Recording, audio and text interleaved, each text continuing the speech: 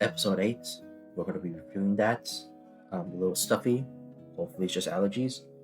Sorry, so that's why it might sound a little different. But yeah, other than that, we are going to look at the French dub because apparently the English dub has not been released yet. That also includes the other two new episodes, no English dub, just the French dub, but with English subtitles, thankfully. So yeah, at least it'll be a bit more understanding. But man, listening to the French dub again, I like the French dub. Man, some things are a little bit funny. This one is a Halloween episode, and I know it's a bit late.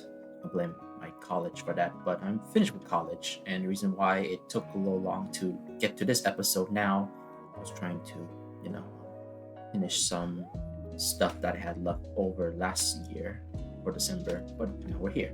Now let's get to it. Well, the episode starts with Rose and Julika for something.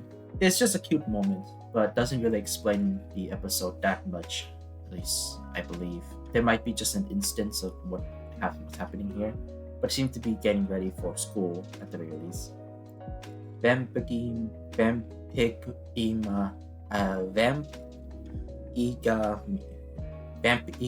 I guess that's how you say it.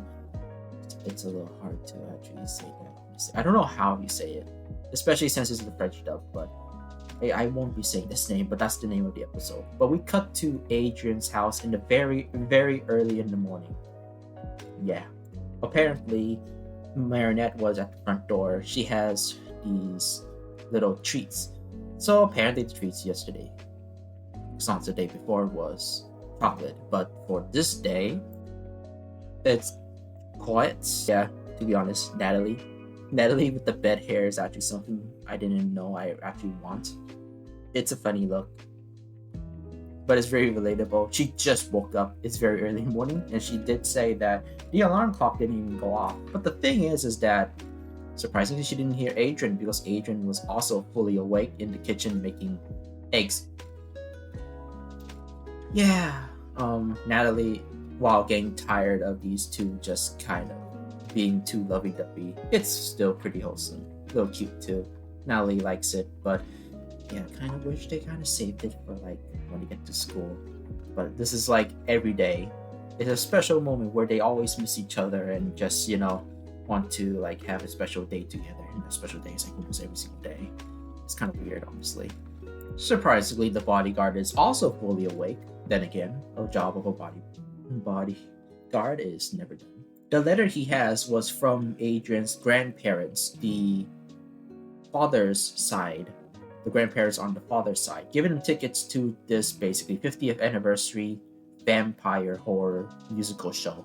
So the grandparents basically invited both Marinette and Adrien to basically Paris's rendition of this show. Apparently everybody in Paris loves it and has been a part of it, either by, being in the play or basically just watching it. It's a horror movie, but it's a romantic horror movie, which is a very interesting way to describe it, I guess.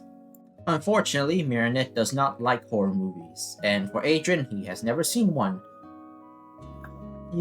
So again, here's the thing. For season 6, while I do like what they're doing so far, it does seem like for any of the more slice of life type of episodes, it always seems that Marinette and Adrien are kind of moved aside to the B plot of the story, which, to be honest, is pretty alright for me. They had their moment to shine for like the other few seasons, and technically this has been a thing for season 5, technically, but this episode makes this as a B plot, but it doesn't feel like a B plot. Totally, because it does share a pretty even 50-50 to a mixture sort of that both A and B plots are just kind of together, honestly. Apparently, according to Natalie, it's tradition that they need costumes. When Adrien asks how Natalie knows about the movie, apparently we do actually get this little flashback of lore for Natalie. Apparently, she was actually part of the musical once in her life when she was pretty young, which is actually a nice thing to see. But she wavers it as she just heard of the movie, never taken part or saw it. But you can tell from the voice performance that she is a little embarrassed that she is a part of the musical. a very interesting life that she's actually, had in the past. Now we're kind of more curious as to what Natalie actually did before she actually was an assistant. These two are kind of just curious as to why Natalie answered so quickly. Unfortunately, while Adrien knows that Marinette doesn't like scary movies, Marinette does want to be brave for Adrien, although it's more so just to impress him in that she's not scared. She still has that embarrassing side, but unfortunately, Adrien just popped out of nowhere, said this out of nowhere, that he doesn't know what a scary movie is, so this is going to be the first time experiencing it, and unfortunately, Marinette thought that Adrien does know what a horror movie is, so that's why she is pretending to be brave. Yeah, it's that episode again. I don't mind these episodes, but this is gay. It's just a little tiring, but at least it's a dynamic that Marinette actually has context and Adrien does tell her, but yeah, there's a lesson to be done here, and it kind of hurts because of the theme of this episode for the Ladybug side of things. Unfortunately, of course, Aya is just in disbelief that Marinette actually said this. It's the same thing she saw over and over again, at least before Marinette went dating with Adrien. Of course, Trix wasn't exactly helping. Why Trix was technically on Marinette's side, honestly, but a little bit more condescending in a way. While Tiki is basically siding with Aya as to just why the hell you do this in the first place. But of course, the reason why she actually wants to do this is because if they don't like the same things, then Adrien will like her less. Yeah, we've been here multiple times. Again, I don't mind since this is still in the beginning. Remember, this is episode 8 of season 6, so this is time to be normal. So this is pretty much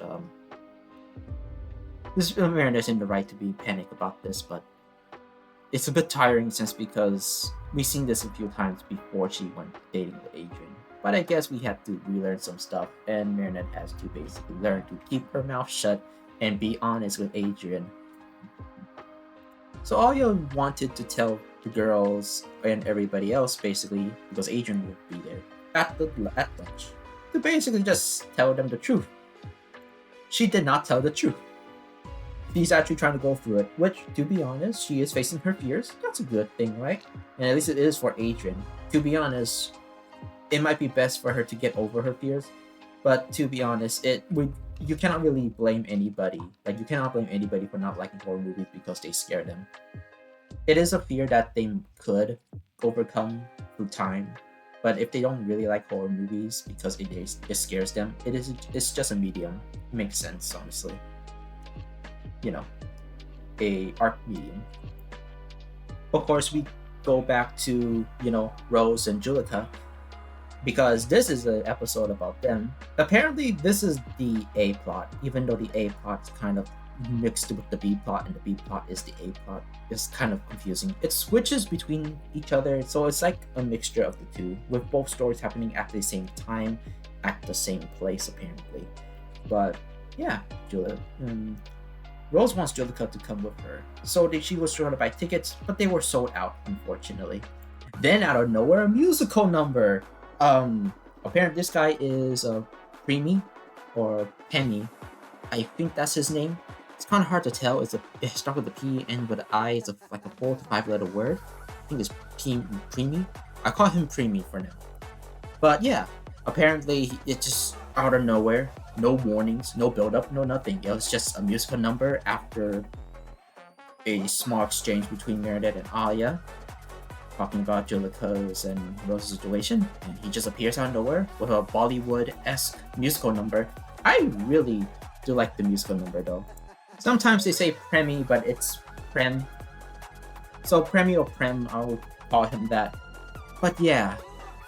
So Rose and Prem are actually pretty good friends because their personalities really match each other.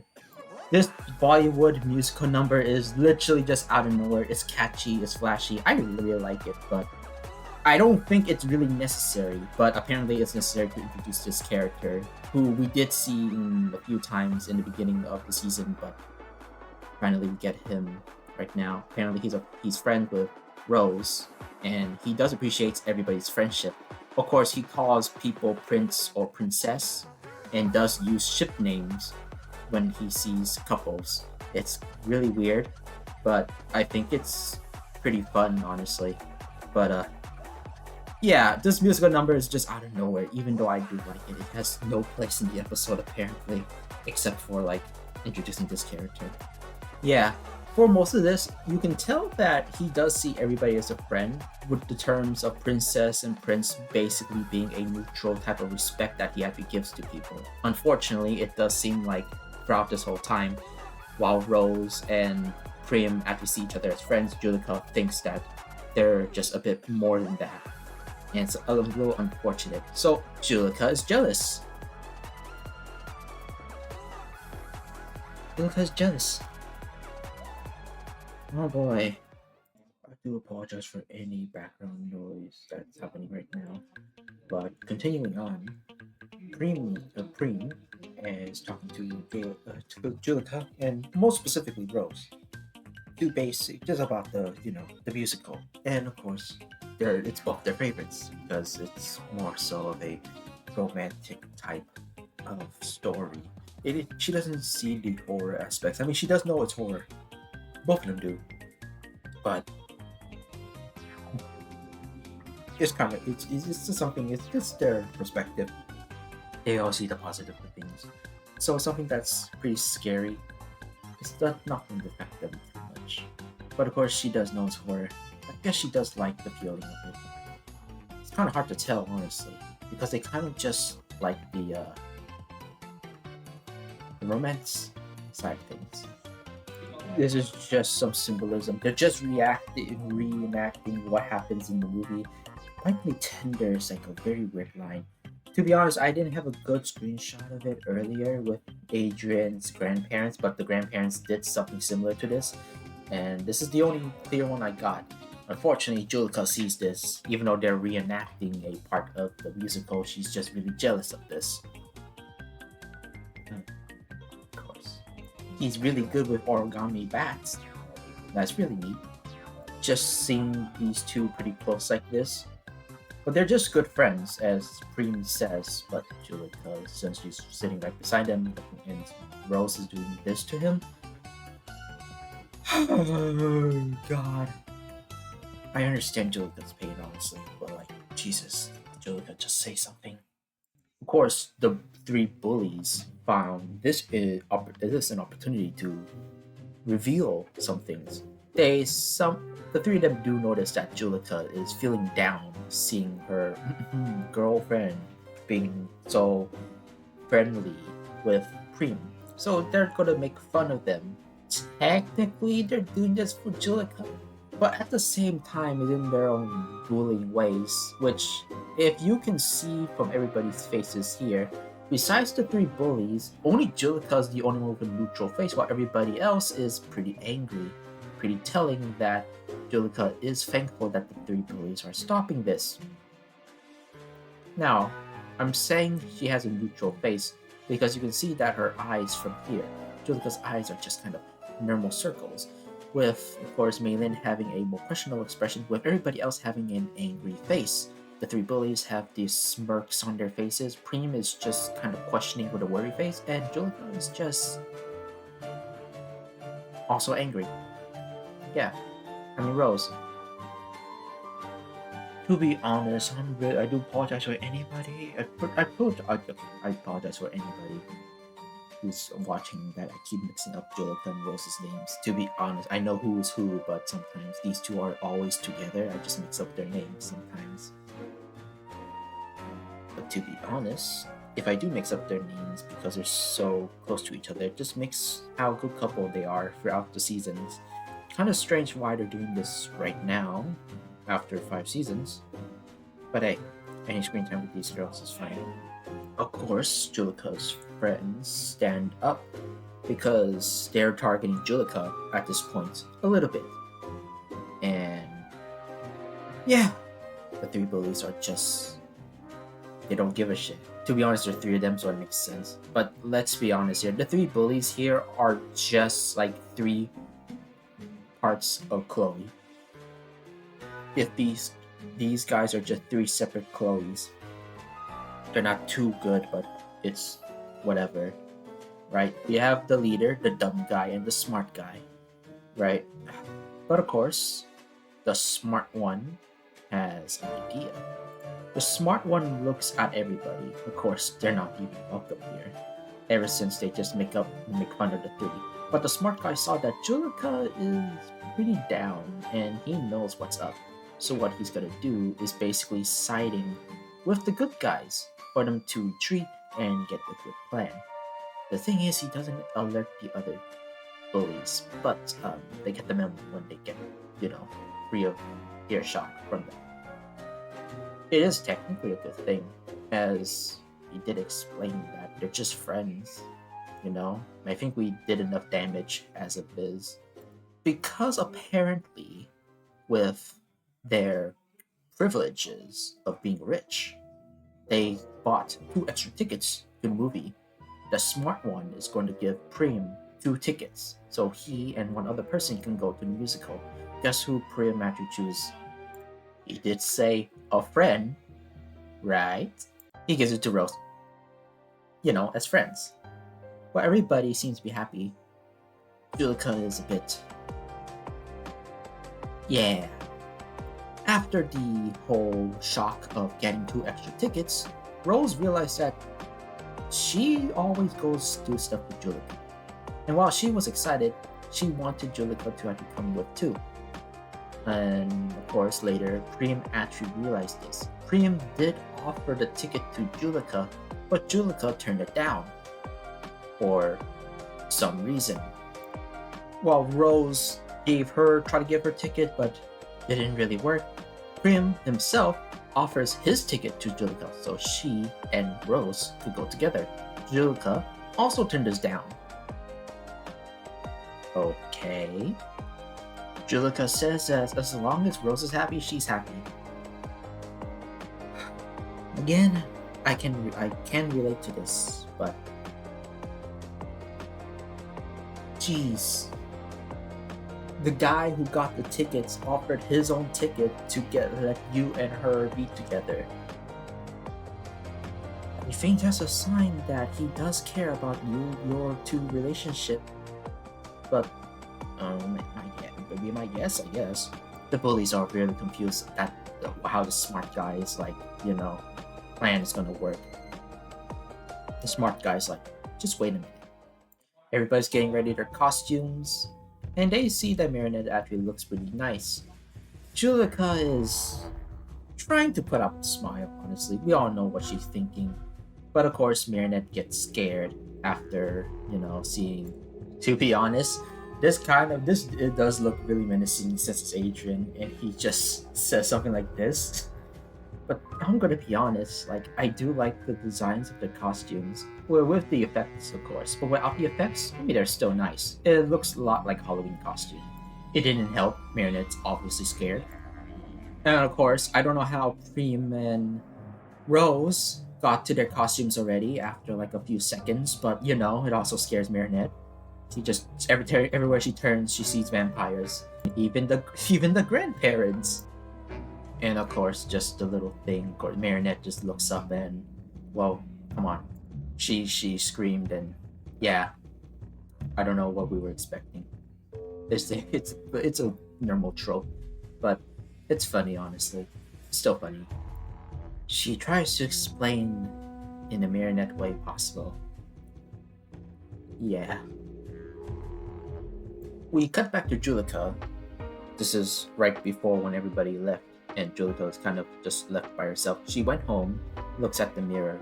She kind of just contemplating on why she's acting like this. She looks over to her side, an empty bed where Luca usually is. So she calls Luca, and, well, calling Luca because she has this feeling. Luca's always been there for his little sister, and to be honest, always been a comforting area where she can actually let her emotions out and explain her situations, with Luca actually being very understanding because he's always there.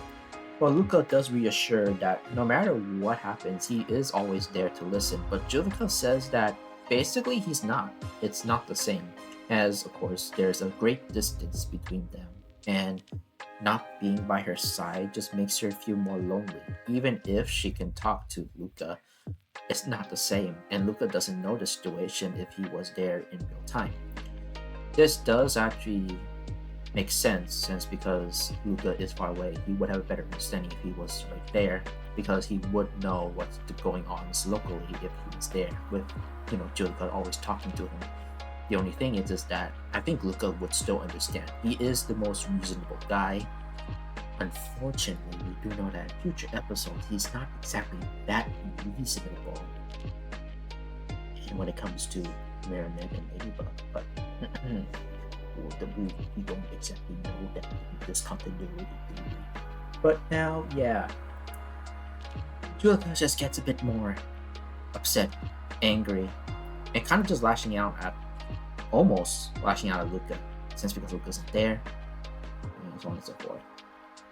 Luca is really worried because she's kind of just explaining stuff that's worrying just between her and Rose, while Julica's giving these, ifs of if somebody with this somebody and stuff like that. He already knows it's her and Julica, because Julica would never say something like this to any other couple, so he understands. But the thing is that Julica is not willing to listen, unfortunately, and basically just hangs up Luca, even though Luca's trying to support her the best he can from Brazil because of things that happen.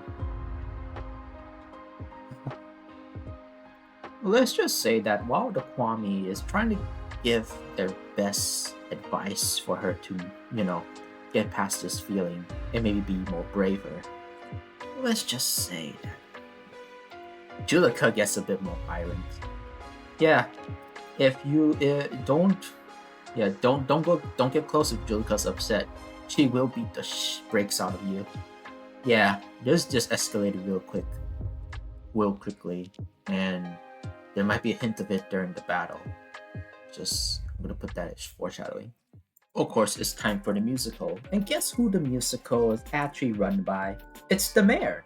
Well, not the mayor that we know from season 6, not the teacher. The mayor, the Chloe's father. Yeah, he's actually making rounds with this, and it looks like he is going through his passion of being a theater kid. It's really nice to see him again, honestly. I was going to miss the big lug. He might be a bit iffy and maybe a little controversial in universe, of course, but hey, his passion for movies, the theater, an arts form that basically is almost dying out, honestly. I don't think musicals are dying out anytime soon, but it kind of feels like that, But it's nice to see that he is going through his passion, and especially with this. He also says that it's going to be much more scarier because they're going to also release the unfiltered, uncensored version. I'm just kidding. I don't think there's any censorship here anyway. But yeah, just a extended cut. Call it a director's cut, Just extended few minutes of more scares and other stuff that nobody actually seen before, because it is the 50th anniversary after all. This scares Marinette a lot. Also, apparently somebody sit down and they're just having this camera inside a back room. Guess who it is with the color? So Marinette basically just has to tell Adrien the truth. And Adrien just gives out like, listen, Marinette, I'm only upset if you just, don't tell me the truth. I'm happy that you tried to do this for me, but like, it would have been better if you just told me from straight out that you are still afraid of horror movies, stuff like that. And man, does that hurt? Does that hurt, since because we know throughout the rest of the season she keeps just lying to Adrien about the real thing, Now, of course, that real thing is a Ladybug problem, not a Marinette problem. So Marinette could actually salvage this herself, but as for Ladybug, not yet. Until Adrien realized that Marinette is Ladybug. We don't know for sure yet. And I hope that's not the case, because that just makes things complicated. Oh my god, that would make it complicated. Other than that, yeah, Luca earlier called Rose. Rose left outside to find Julica, and call her. To be honest, I wonder what Luca actually did say to Rose. But as far as we know, Luca did tell Rose that Julica's not really feeling that well, and she is going through it, as it were. We don't know exact, but looking at Rose's face and expression, it's just, yeah, she realized that basically all she did was doing her own thing, honestly. She didn't really take into account Julica's feelings. And yeah, but the thing is that this reasoning doesn't work because she noticed this earlier and Julica turned it down twice from her and, of course, the person who did get the tickets. And it was his own ticket that he offered to Julica, but no, Julica didn't have to take it. To be honest, a little stupid, but we had to get the plot rolling. Now, this actually makes Priam feel really bad because it's also his fault. No, it's not Priam's fault. It's Julica's fault because she turned down the thing. She had a chance, but no. She has to be the quiet, reserved one. Did Julica just turn back to her previous season self? Oh my god. Of course, Priam gets akumatized, but not to the way that we're used to. For this one, Priam just wants to help others. We did actually see this type of thing where people actually wants to help others. They didn't want Hawkmoth's, type of power. But of course, this new Hawkmoth just wants to just say that they're not going to do something like that. They're just on their side, yada yada yada. They don't even want the miraculous. They just want him to. They just want to help him. That's it. Is there any tricks? Actually, no. Because after this, they kept their word. They basically let him do his own thing. Just all that. No miraculous, no nothing. Just giving them the free will to choose their own powers, and that's about it. Of course, what comes at a cost is that they're aimless, unguided. That's the only thing, just to stir some chaos. But why is this Hawkmoth not want the miraculous this time? We'll see it soon enough. Bro got akumatized and does the Michael Jackson moonwalk. Let's go. It ain't Halloween without the Michael Jackson moonwalk, am I right?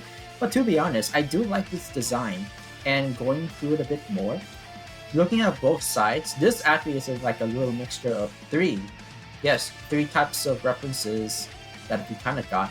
First off, the vampire stuff. It's a little like simplistic for like just a vampire aesthetic, but it does have that gesture-like feel. It could be a little bit of the more superheroes type of Harley Quinn and stuff like that, the like ones with tights, with a little bit in the carnival aspect.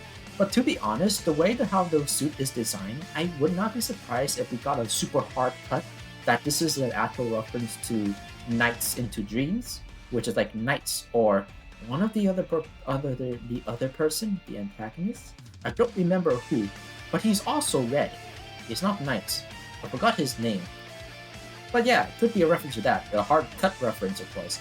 But yeah, another thing, of course, is just the Michael Jackson stuff. And trust me when I say this, for some reason, every time he's on screen, it does seem like his own music is kind of just in there. It's a mixture of Bollywood-esque plus Halloween-esque with a little bit of Michael Jackson.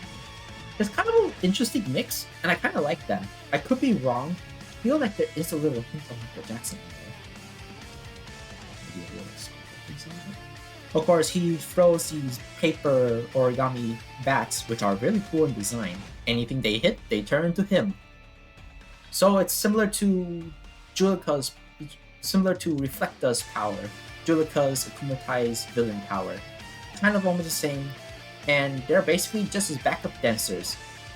And they are kind of doing the hybrid version of the zombie dance from Michael Jackson. Man, there's a lot of Halloween Michael Jackson zombie stuff, huh? I think this is the only reference they did besides the spooky things and the vampires and stuff like that. Marinette does hide, but unfortunately, there's a camera nearby. Luckily, Tiki found it, and luckily for us, as far as we know from their perspective, and from our perspective as well, because we don't actually see it clearly. But they cannot see Kwame's, but if Marinette transforms, they know that it is Ladybug. If you can see from a little crack from here, I got in a different screenshot, but we do actually see that they're looking at this. Marinette is actually deciding to actually leave or not, honestly, at this point. But Tiki is trying to tell Marinette to act like she's still scared of being like, attacked by the princess villain. The door jiggle jammed, and of course Marinette got scared. It was Adrien trying to go to the woman's restroom. Of course, he's trying to transform, but could he just gone to the men's room? Who knows? But Adrien is a pervert. Pass it on. Yep. Him and his backup dancers. And they all look snazzy. And maybe, I don't know if booty is a good word right now. I don't even know what that means, honestly. But I keep hearing it just being distracted like this. Either way, I still like the dance choreography, their designs. I like it. A little spooky too. Of course, Cat Noir is basically doing his typical shtick of joking around, making clips and all that stuff. But honestly, it's kind of a very good back and forth here, and Cat Noir kind of got caught. Sorry, Cat Noir kind of got caught off guard. That a villain kind of just does the same type of quip back at him, and he just doesn't know how to respond, honestly. Imagine if Spider-Man just met with a villain who actually does clips back at him, and he just very surprised that nobody in his entire roster ever clipped back at him. I think I know that some of Spider-Man's villains do clip back at him sometimes, so that's not exactly correct. But imagine just one day that they just clip so much like Spider-Man that is just like, huh? Is that what I sound like?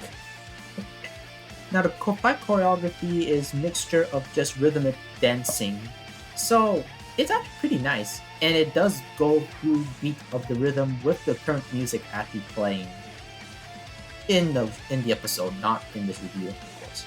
I wish I can show you like clips of it, but Disney will copyright the stuffing out of it. But right now, Marinette and Tiki are in the sewers, going to transform from there, and they're going to be careful, extra careful. Make sure that they're not being spied on like the perverts they are. The villains, I mean. Yeah. So, Marinette, even though Ladybug Marinette, right? Even though this is not a scary movie, it does seem that she doesn't really like horror-themed stuff, like vampires. Yeah, I'm starting to wonder why Marinette doesn't exactly like spooky things right now. Things that scare her make sense, movie-wise, yes, but a literal, like, vampire-esque thing? I'm just starting to wonder, like, why. Throughout the rest of the fights, it's really quick, only for a few seconds, about one more time after this, which I cannot get the screenshot for it.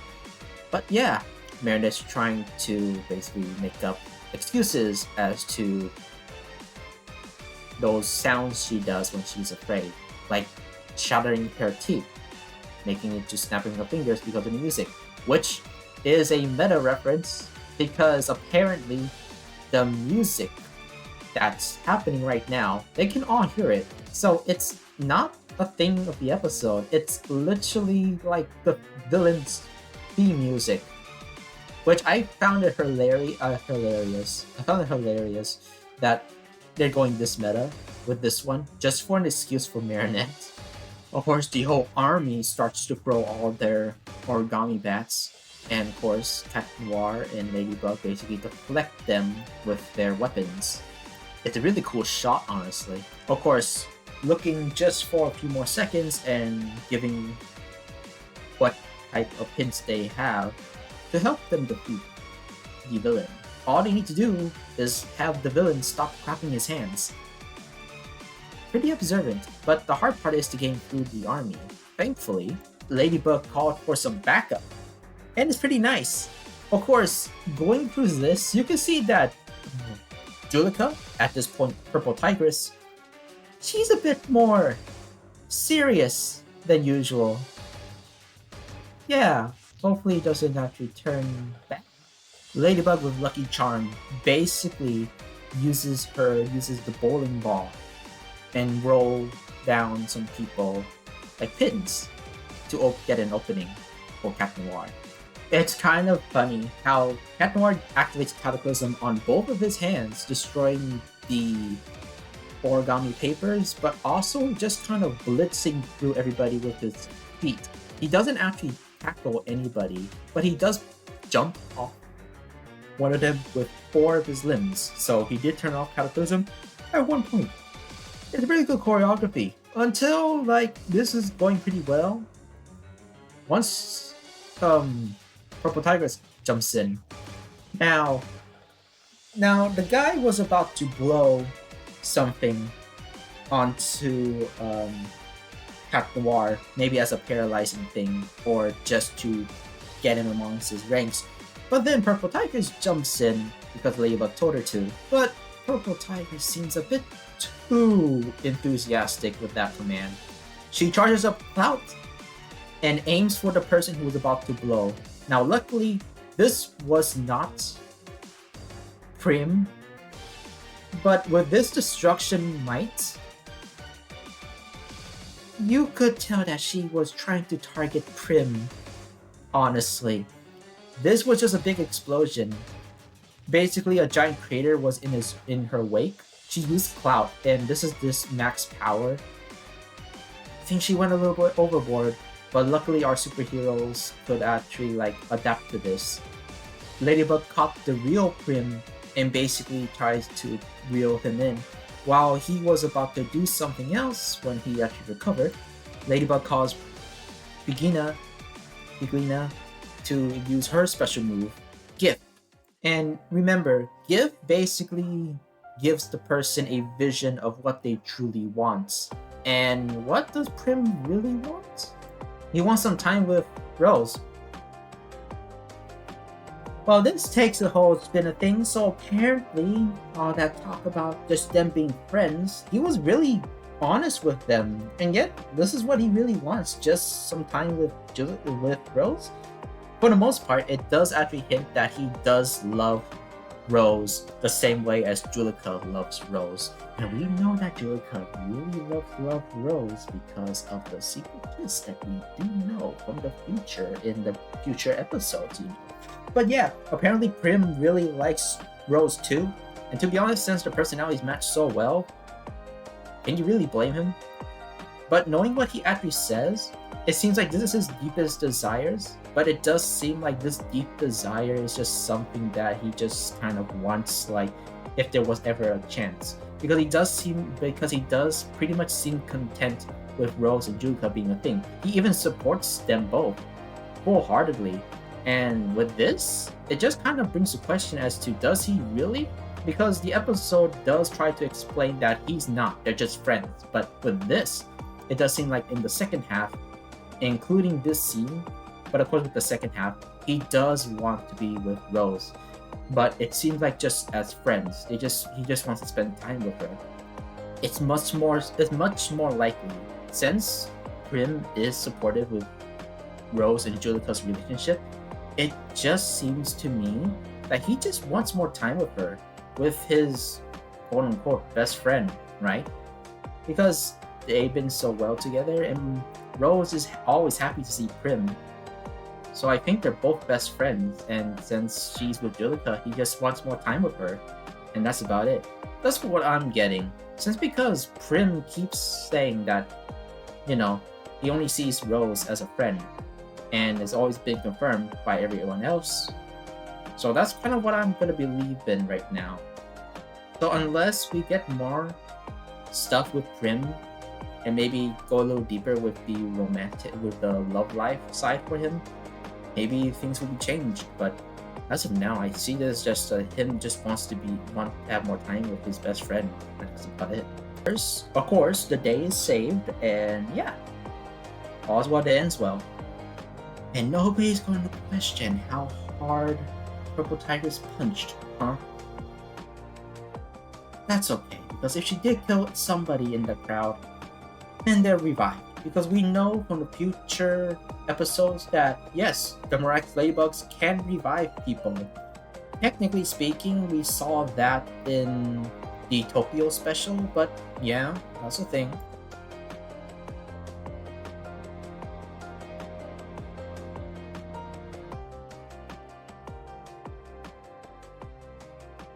That.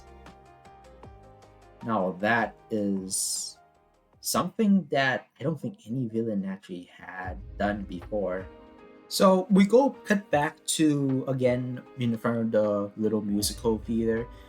Rim does again offer the ticket to sorry, to Julika. And this time Julika accepted. Thank God. This could have been all avoided if Julika just accepted the ticket earlier. But you know what? Drama. Yeah, yeah. I think Disney just wants to do something here, okay? We'll just leave it on the side. Well, thankfully, yeah. But Prim just wants Rose to be happy, but of course with her other friends. And as you already know from his introduction, his little Bollywood introduction musical, yeah, he cares a lot about everybody and wants everybody to be happy. He's basically Rose in a sense, right? So, in a way, he doesn't like to see Julika sad as well, so he decides to give her the ticket. While Julika did actually want to, he still says no. She still says no. Why? Well, the thing is that her initial thought is that even with this, and she understands, she actually now has to say this. She has this kind of fear where basically she would not be so significant with Rose if she found somebody she can relate more to and has a lot more things in common. That is a struggle that a lot of people in relationships do feel, so I can actually see that. The other thing is that, yeah, just because she sees Prim as a much more suitable partner for Rose, for lack of a better word, I guess, or better phrase, I guess I can think of. Yeah, it's just jealousy, honestly, to keep it short. But yeah, as you can see from this caption here, yeah, you can understand it. Rose does actually reassure that it's okay, and this time she will actually stay with Julika if Julika is okay with that. But Julika says that, Rose should see the movie anyway, because she likes the movie. It does also hint that while Julika does not mind horror as well, it does seem like she's not exactly a big fan of it either, but she just wants to do some stuff with Rose, which is kind of why this is a problem in the first place, is because she didn't really have any. With context clues throughout this whole episode, it's implied that Julika doesn't like horror stuff as well. Pretty interesting to say the least, since, Julika is a goth, but then again, that might just be a goth stereotype, But luckily, Marinette offered her ticket because she doesn't like, horror. But taking Rose's advice and the lesson that she learned from their interaction, of course, being a little more truthful, at least she now knows that Adrien would not think less of her if she doesn't like horror movies. And this time, Adrien would be able to experience horror movies by himself, honestly. And if he does like it, maybe they can try it together. Who knows? But yeah, that's basically the episode. After walking away, Marinette sees a poster of a vampire and just basically runs away because she's scared. Just using that jetpack boost from Dr. Eggman, of course. But that's not the end of the episode. We do have a little scene here that goes through until just before the credits. Apparently, the person that was in there, spying in the bathroom. Yeah, apparently, that was the actual Hawkmoth. And who was it? Well, first off, from the suit and the hand, you already might know who it is. But with Miss Tsurugi being there, come on. Come on. We all know who it is. Listen, if you guys watched that one episode, which was episode, I believe, 13 or 12, you already know who it is. It's Lyra. And Lyra was actually contacting with Miss Tsurugi for a pretty long time, so it seems, trying to get their secret identity. So Miss Tsurugi really wants that secret identity too, huh? This also means that Lyra is a pervert. Pass it on. And of course, while still believing it is Marinette, Lyra goes into Miss Tsurugi's six-wheeler Lamborghini. Now, I didn't know Miss Tsurugi was like that. A Lamborghini with 6 tires? Well, make that 8, because I can't count. But man, I don't remember Miss Tsurugi has this type of Lamborghini with this many wheels. Why does it have so many wheels? I don't know. Is Lyra living in Miss Tsurugi's household? I don't know, but what I know, Lyra's not even living in her own home with her adopted mother, so like, yeah. And that's the end of the episode. Overall, I'll give this episode a 7 out of 10. It's a pretty above average episode. I really do like Prim for his character, for what he actually represents. And I do like the theming of the episode. I do like how Halloween-y it is, and I do really love how into it that most of the characters are, including that musical, and seeing the mayor again, living his true dreams of being a theater kid, you know? But unfortunately, the downsides are pretty much there. While the thing with Marinette is as of to be expected, honestly. I can actually accept that because Marinette is trying her best to not just impress Adrien, but try to like the same stuff he does. Even though technically, we all know that Adrien just wants her to be honest. But like, other than that, the one with Juleka is the hardest to watch. And that's the problem. This whole thing could have been avoided if Juleka just talked. And the thing is, we already know that Juleka is brave enough to talk to her with her own thoughts and talk to everybody, even if it is a bit quiet. She is brave enough to do that. But just seeing like this, it implies that there are some boundaries that she just cannot cross yet. But unfortunately, Juleka just being like this kind of makes the other characters who were doing the right thing in the first place make them feel guilty about themselves because it seems like they were doing enough. Now listen, Priam offered his ticket to Juleka in the school, in the garden. Juleka refused. It's not his fault, it's Juleka's fault, honestly. But then Rose? Well, yes, Rose was technically in fault that she wasn't exactly going to fully support Juleka on her choice and just done something a little bit selfishly. But Juleka gave her the choice and the right, and she said that as long as she's happy, she's happy. So, yeah.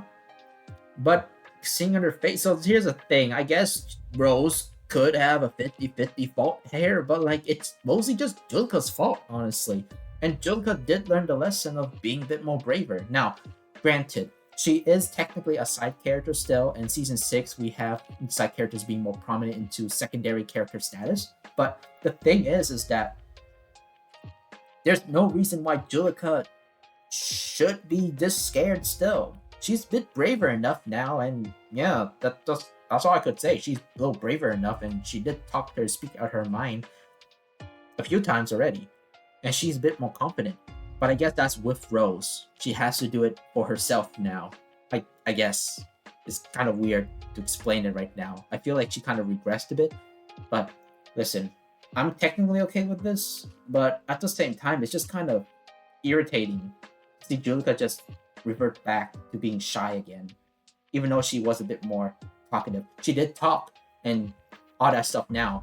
But her being a bit more bolder is something that we've seen before, and unfortunately it seems like in terms of being bold with her relationship, maybe she doesn't want to feel awkward, or she doesn't know how to say it. That makes sense, but at least talk to Rose. Rose is there and she's willing to listen to you, Julika. I mean, I don't know. I may be overthinking about this anyway, so I don't know. This episode is a bit more longer than I thought, but I'll see what I can do. But other than that, 7 out of 10 episode. I do think that this is a very enjoyable watch for Halloween.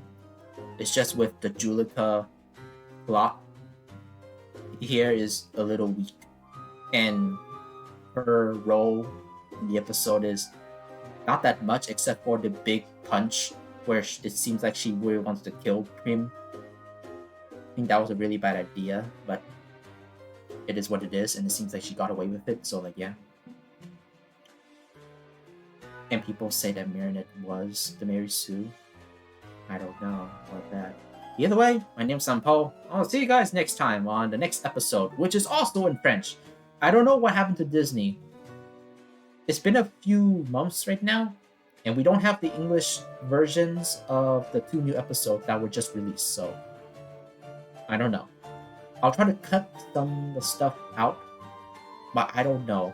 Just expect it to be at least around 45 to 50 minutes. I thought this would be like a 30-minute episode, but apparently the second half was the one where I really want to talk the most. I'm sorry about that, guys.